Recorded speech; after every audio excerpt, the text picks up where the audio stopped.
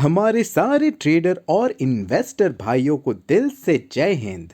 आज हम बात करने वाले हैं बजाज फाइनेंस के Q1 रिजल्ट्स के बारे में। जैसे कि आपके स्क्रीन पे आपको दिखाई दे रहा है, नेट एनपीएस जो है which is a very major concern area, वो जो है 1.46 का हो गया है compare to previous year Q1 जो कि था 0.75। तो ये बहुत ही ज़्यादा बढ़ गया है। एंड जैसे कि दोस्तों आपको पता है, एनपीए जो कि है नॉन परफॉर्मिंग एसेट्स, ये अगर बढ़ रहा है तो ये एक एनपीएफसी या बैंक के लिए बिल्कुल अच्छी खबर नहीं है कि आपके डिफ़ॉल्टर्स बढ़ रहे हैं। तो Q1 रिजल्ट्स को थोड़ा और डिटेल में जाके अंडरस्टैंड करेंगे और उसके बाद जाएंगे चार्ट एनालिसिस पे, जहां पर हमें एक ideal support and resistance level पता चलेगा। सो अगर आप चैनल पे नए हो तो you are missing a lot of fun. Do subscribe and press that bell icon ताकि आपको सारी अपडेट्स मिलते रहे। Here we go. हम आ गए हैं बजाज फाइनेंस के Q1 रिजल्ट्स पे, और जैसे कि आपके स्क्रीन पे आप देख सकते हो, ये नंबर्स जो हैं इट्स इन क्रोर्स। तो सबसे पहला कॉलम अगर आप देखो तो total revenue from operations 5,915 crores. अब इसका अगर आप कंपेयर करोगे पिछले क्वार्टर से तो रिजल्ट जो है इतना बुरा नहीं है दोस्तों। 6,006 क्रोर्स के अगेंस्ट 5,915 क्रोर्स। यस, यहाँ पर एक ड्रॉप हमें नज़र आ रहा है, but the drop is not like worrisome at all. But फिर भी स्टॉक बहुत ही ज़्यादा गिरा है, इसमें हम थोड़ा और डिटेल में जानेंगे। बट अगर आप इसी रिजल्ट को पिछले ईयर के कंपैरिजन में चेक करो तो पिछले ईयर Q1 में 5,900 करोड़ का टोटल रेवेन्यू फ्रॉम ऑपरेशंस दिखाया था। तो यहाँ पर अराउंड 16 ऑड करोड़ का एक एडवांटेज मिला है। तो टोटल इनकम अगर आप देखो तो उसी के साथ थोड़ा सा और अदर इनकम ऐड करके आ जाएगा आपको। अभी बात करते एक्सपेंसेस की।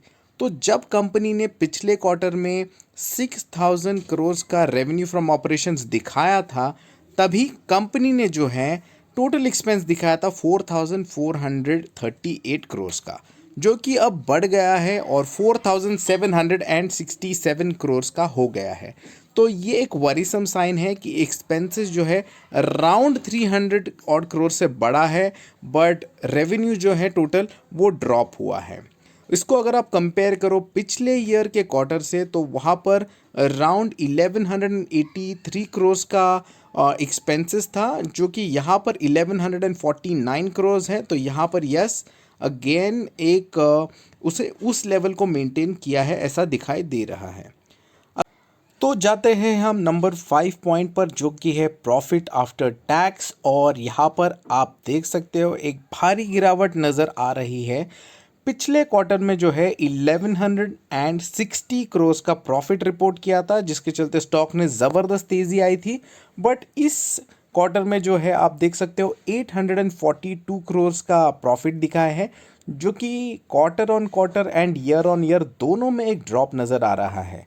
तो 869 करोड़ था पिछले ईयर Q1 में, वहाँ से 842, तो वहाँ पर ड्रॉप है। 1160 के कंपैरिजन में तो बहुत ही बड़ा ड्रॉप है। तो ये एक बहुत ही बड़ा मेजर कंसर्न एरिया है। एंड इसके जैसे कि आप देख सकते हो बहुत ही बड़ा इम्पैक्ट आया है पूरे शेयर पे। एंड उसी के चलते अगर आप देखो EPS 19.31 से लेके बेसिक से 14 पे आ गया है। तो चलिए थोड़ा और डिटेल में देखते हैं consolidated performance highlights for Q1 FY 2022। New loans जो है booked in this quarter were about 4.63 million compare to 1.75 million. तो यहाँ जाहिर सी बात है कि शानदार जंप है न्यू लोन्स बुक्ड में। तो ग्रोथ पैटर्न इसके कंपनी का तो ये शानदार है फ्यूचर के लिए, ये तो पॉइंट नज़र आ रहा है डायरेक्टली। अगर आप सेकंड देखो तो customers franchise crossed a milestone of about 50 million and stood at 50.45 million as compared to 42 million in previous financial year का Q1। तो यहाँ पर 17% का ग्रोथ है। And the company has also acquired 1.88 million new customers as compared to 0.53 million in previous Q1 year. तो यहाँ पर asset management के बारे में भी थोड़ा डिटेल में देखो, 15% से बड़ा है। और नेट इंटरेस्ट इनकम अगर आप देखो तो 8% से वो भी एक बड़ा है। Total operating expenses to net interest income for FQ1 FY 2022 was 30.60 as compared to 27.9 in Q1 FY 21। तो यहाँ पर अगेन एक जंप हमें नज़र आ रहा है। लोन लॉसेस एंड प्रोविजनिंग, ये सबसे इम्पॉर्टेंट बात है। इसके चलते स्टॉक में बहुत गिरावट भी आ सकती है, तो इसकी थोड़ा डिटेल में जानेंगे। Q1 FY 2022 में 1750 करोड़ के आसपास का है, अगेंस्ट प्रीवियस ईयर Q1 में था 1686 करोड़। तो यहाँ पर बहुत ही ज़्यादा बड़ा है जो लोन लॉसेस एंड प्रोविजंस हैं। इसके चलते अगर आप देखो ग्रॉस एनपीएस, तो ये देखो एक बहुत ही बड़ा कंसर्न एरिया है। एंड एचडीएफसी बैंक के जो रिजल्ट्स आए थे थोड़े दिन पहले, उसके बाद एनबीएफसीज एंड बैंकिंग सेक्टर में एक गिरावट आई थी, क्योंकि सब ने कंसिडर कर लिया था कि एनपीएस तो बढ़ने ही वाले हैं भैया।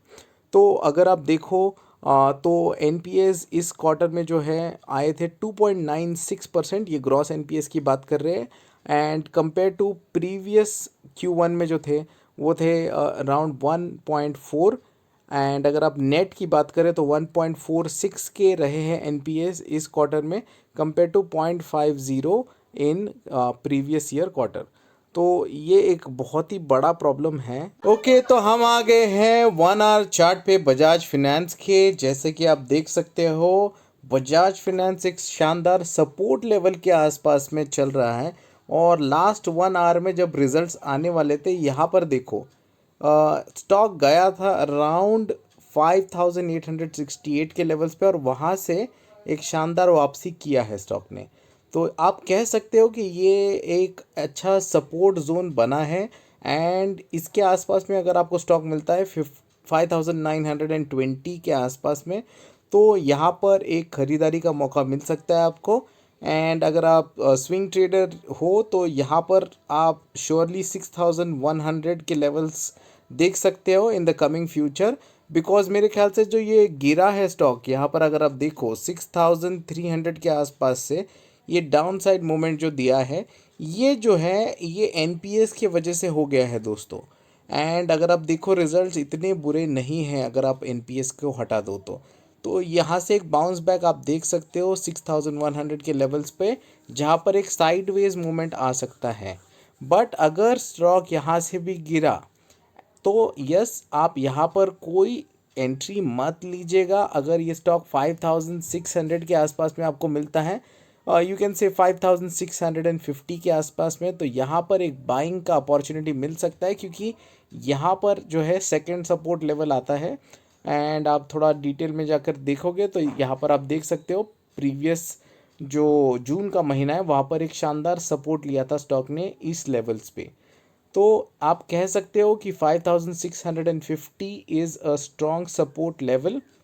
अगर 5900 का लेवल ब्रेक करके सस्टेन करता है तो that is it. I think you have understood कि ये स्टॉक के रिजल्ट्स इसको अभी शॉर्ट टर्म में कैसे प्राइस को फ्लक्चुएट कर सकते हैं। एंड अगर आप लॉन्ग टर्म इन्वेस्टर हो तो yes, this is a very good stock to hold, क्योंकि आपने तो देखा ही होगा कि जितने भी लोन्स जो सोर्स किए हैं इस क्वार्टर में वो पिछले ईयर क्वार्टर से बेटर है।